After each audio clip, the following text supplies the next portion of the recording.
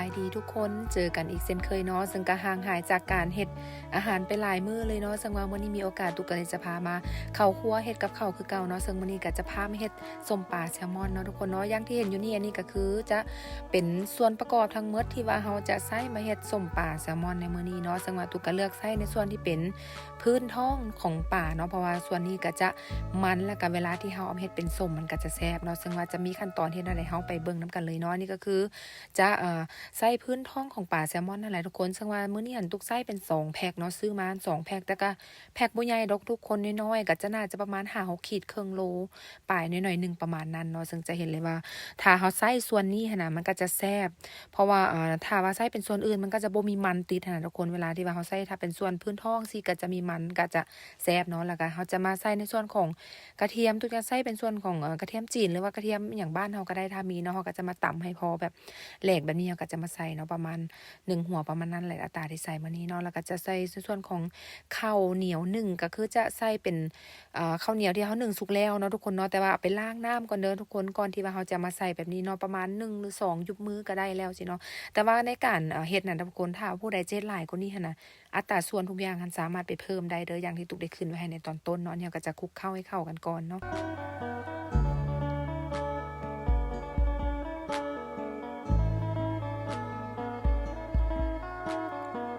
หลังจากนั้นก็คือจะมาใส่ในส่วนของเกลือเนาะเกลือเป็นนัวอันนี้ก็คือจะใส่เด้อถ้าว่าผู้ใดที่ว่าบ่มักบ่กินเป็นนัวนะทุกคนบ่ใส่ก็ได้แต่ว่าในส่วนตัวของตุ้งแล้วตุ้งมักกินเขามักกินนัวเนาะทุกคนเนาะถ้าบ่นัวก็คือมันบ่แซ่บอะนะก็ต้องใส่ลงไปหน่อยหนึ่งใส่ลงไปในขั้นตอนการคั่นกันหมักนี่เลยแหละทุกคนเนาะหลังจากนั้นเราก็จะมาคลุกเคล้าให้เข้ากันก่อนเนาะก่อนที่ว่าเราจะเอาไปจัดเก็บหรือว่าใส่ภาชนะอิหยังหั้นนะเนาะที่ต้องคลุกเคล้าให้ส่วนประกอบให้เครื่องเข้ากันดีก่อนเนาะ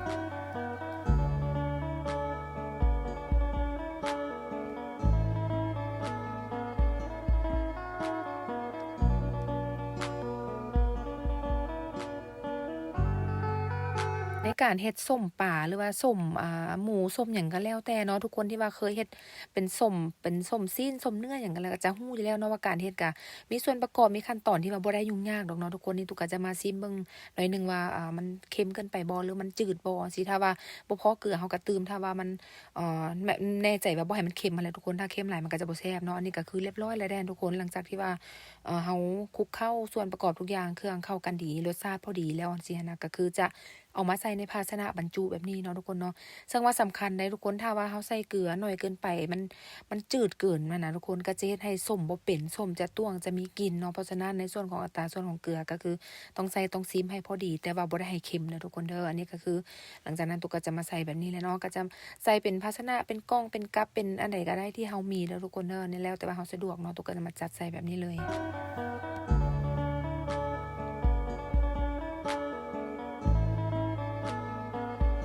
ก็จะเอามือ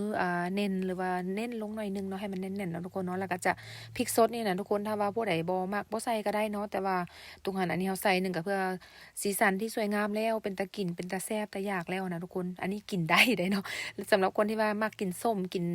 เนื้อส้มหรือปลาส้มอันใดก็ตามส้มหมูส้มเนื้อสิก็จะฮู้แล้วถ้าว่าเราใส่เป็นพริกสดลงไปนำมันก็จะแซ่บเนาะทุกคนเนาะนี่ก็ตุกก็จะใส่ปะหน้าประมาณนี้เนาะหลังจากที่ว่าเราแล้วเรียบร้อยแล้วก็คือจะ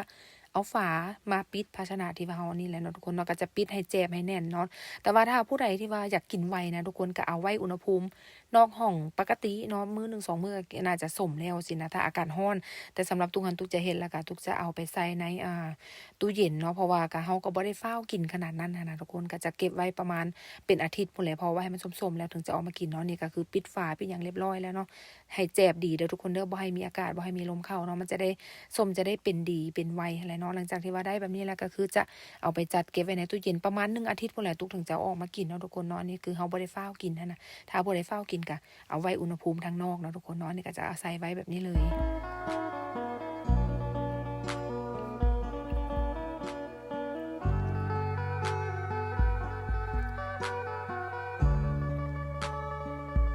อัน นี้ก็หลังจาก1อาทิตย์ผ่านไปทุกคนที่ว่าตุเอาใส่ไว้ในตู้เย็นเนาะตู้แช่เย็นไว้สิก็จะประมาณนี้ทุกคนจะเห็นเลยว่าเนื้อปลาก็จะเหลืองๆงามๆแบบนี้ได้ทุกคนบ่มีกลิ่นที่ว่ากลิ่นเน่ากลิ่นต้วงกลิ่นเหม็นบ่จะเป็นกลิ่นหอมของปลาส้มเลยทุกคนเพราะว่าด้วยที่ว่าเฮาใส่ทั้งข้าวแล้วก็กระเทียมเนาะที่ว่าสำคัญเลยจะเฮ็ดให้ส้มปลาของเฮามันเป็นดีแล้วก็มีกลิ่นหอมนะทุกคนจังซี่ก็ประมาณนี้เหลืองๆแบบนี้เลยเนาะจะเห็นเลยว่าจะเป็นแบบมันน้ำมันออกมาหน่อยนึงประมาณนี้เดี๋ยวจะลองเอาไปทอดในหม้อแอร์ฟรายหรือว่าหม้อที่ว่าหม้อทอดไล่น้ำมันอะไรเนาะหม้ออบลมร้อนอะไรทุกคนถ้าว่าผู้ใดบ่มีหม้อแบบนี้นะก็เอาไปทอดในน้ำมันหรือว่าไปปิ้งในเตาถ่านเตาอย่างปกติก็ได้เนาะแต่ว่าสำหรับเฮามักสะดวกหน่อยนึงเนาะ ก็เอามาใส่ในเตาอบลมร้อนแบบนี้นะทุกคนก็มาปิ้งมันก็จะสะดวกแล้วก็จะไวเนาะอันนี้ก็บ่มีน้ำมันกระเด็นกระดอนใส่เฮาเลยจังซี่นะนี่ตุกก็จะมาจัดใส่ให้เต็มหม้อนี่แหละทุกคนเนาะก่อนที่ว่าจะไปเข้าในเตาปิ้งเตาอบเนาะ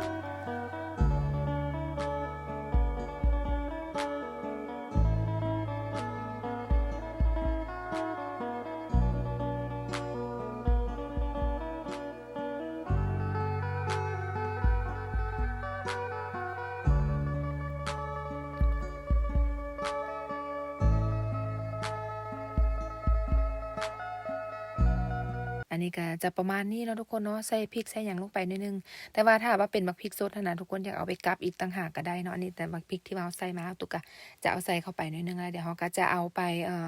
เข้าในหม้ออบลมร้อนกันเนาะทุกคนเนาะจะเอาไปปิ้งก็บ่โดนดอกไปอบไปปิ้งในหั่นก็ประมาณ18นาทีก็ได้กินแล้วเนาะอย่างตุกเซตอัพเวลาไปก็คือประมาณ8นาทีสิต่อด้าน2ด้านก็16 17นาที16นาทีประมาณนั้นก็ถือว่าสุกก็ได้กินแล้วสินะทุกคนเนาะเดี๋ยวก็จะใส่2ข้างเนาะเพราะว่ากลับด้านหน้าด้านหลังไป2ข้างก็ประมาณ16นาทีประมาณนั้นเนาะอันนี้ก็จะอบไปก่อนเนาะ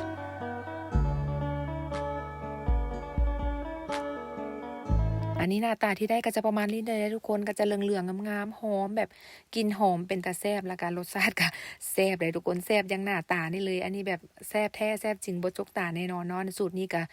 ง่ายๆแล้วเขาก็จะได้แบบปลาส้มหรือว่าส้มป่าแซ่บๆแบบนี้ออกมากินแล้วทุกคนเนาะนี่ย่างก็10ปลายนาทีประมาณนั้นก็ได้กินแล้วเนาะนี่เหลืองๆแบบนี้เดี๋ยวตุ๊กก็จะเอาไปจัดใส่จานใส่หยังแล้วก็จะกินกับข้าวเหนียวนั่นแหละเนาะทุกคนเนาะอย่างที่ฮู้เป็นปิ้งเป็นย่างเป็นทอดแบบนี้ก็คือต้องกินกับข้าวเหนียวอย่างเดียวมันถึงจะแซ่บเนาะอันนี้ก็จะประมาณนี้เด้อทุกคนเด้อ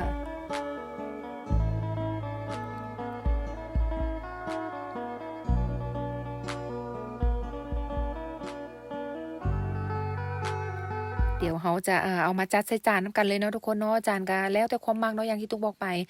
อันนี้เขาสามารถกินกับมักเผ็ดดิบหรือว่ามักเผ็ดสดได้อีกเด้ทุกคนสำหรับคนที่ว่ามักกินเผ็ดๆนี่จัดเลยเนาะ ทั้งมักเผ็ดที่ว่าเขาย่างไปนำแล้วก็มักเผ็ดดิบมักเผ็ดสดแบบนี้ก็กินนำกันได้แซ่บแน่นอนเนาะทุกคนเนาะสำหรับคลิปนี้ก็ประมาณนี้เนาะการเฮ็ดส้มปลาแซลมอนหรือว่าส้มปลาทองปลาแซลมอนก็บ่ได้มีหยังยุ่งยากง่ายๆเขาก็ได้ปลาส้มออกมากินแซ่บๆแล้วเนาะทุกคนเนาะหวังว่าผู้ใดที่ว่ายังบ่เคยเฮ็ดหรือว่าเฮ็ดเป็นอยู่แล้วคนที่ยังบ่เป็นอยากลองเอาไปเฮ็ดหั้นนะทุกคน